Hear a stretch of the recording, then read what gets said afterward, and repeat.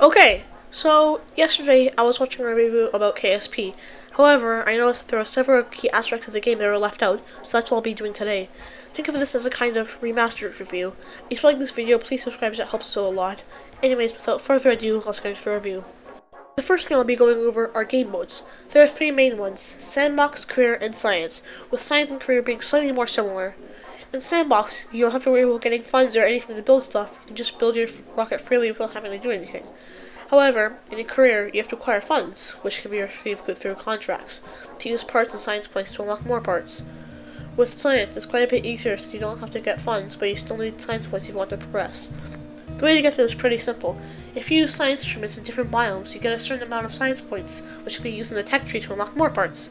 Keep in mind that I think, once you've done an experiment, it won't give the same amount of science from the other same experiments in that launch, or it could be for future launches, I'm not too sure. The next I'll be going over is the solar system, or the Kerbal system as most call it. The system consists of 7 planets, I'll list them on screen here.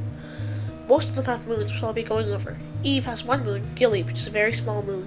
Kerbal, the main planet which you launch rockets from, has 2 moons. The Mun, which is supposed to replicate the moon, and Midness, which is some icy moon that I don't know where it came from. Duna has 1 moon, which is also quite a small moon. Moving on to the more interesting moons, we have Jules moons. There are Pole, Bop, Val, and Lathe, which is a very interesting moon because of its atmosphere. You can even take off your helmet and breathe while you're on it. All the other moons are solid, while Lathe is mostly water. If you don't know what I mean by Kerbal, Kerbals are sort of small human green frog hybrid or something. I really don't know. However, the solar system is scaled down so the velocities and height metrics will be realistic to Earth's physics. There's a mod for it which simulates it pretty well, which I'll get to later. It's pretty good though.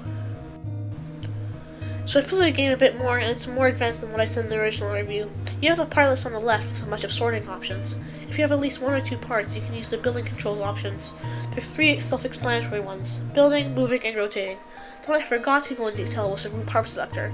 The root part is the first part you spawn, and if you move it, it moves the entire rocket. The root part selector allows you to change the root part. You can also make space planes. In the top left corner, there's a toggle between the VAB and the SPH, which if you toggle it, it'll take you to that space plane hangar. It has the same list of mechanics as the VAB, but it's more horizontal and it's better for building planes.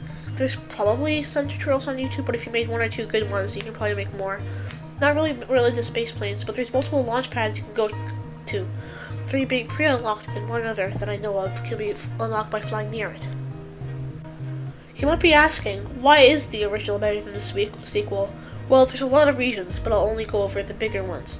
For one, they released the game unfinished with a lot of bugs, even when it was in early access. They didn't meet anyone's expectations, and then they fired all their staff. Not to mention the average Steam rating. If you know more, feel free to tell me in the comments because I'd like to know more too. And saving the best for last, mods. There's a huge catalog of mods that you can add to your game. To install them, you can either clone each GitHub repository or get CCAN. It's super easy to install and there's a ton of visual, gameplay, and fun mods. Here's a comparison of these mods. And here's the applied mods. There's a huge difference, right? Well, it's way more than just this. You can get mods for extra parts, painting, rescaling, and even adding interstellar possibilities. It's endless. Oh dang, I forgot about this part. What I was talking about earlier was Realism Overhaul and RSS, which stands for Real Solar System. With those two combined and ton of dependencies and quality of life add-ons later, you get a pretty close to real-life simulation of what you can build. I wouldn't try it unless you've had a lot of experience though. I've been playing for over a year now and I still can't fully figure it out. Since this is the remastered review, my rating will stay the same, which is 9 out of 10. It's a great game for a pretty good deal, even though it's more expensive than most games. It doesn't stop it from being one of the best rocket simulators out there though. That's it from me today. Remember to subscribe to our Discord server and check out our website with the links below. Bye!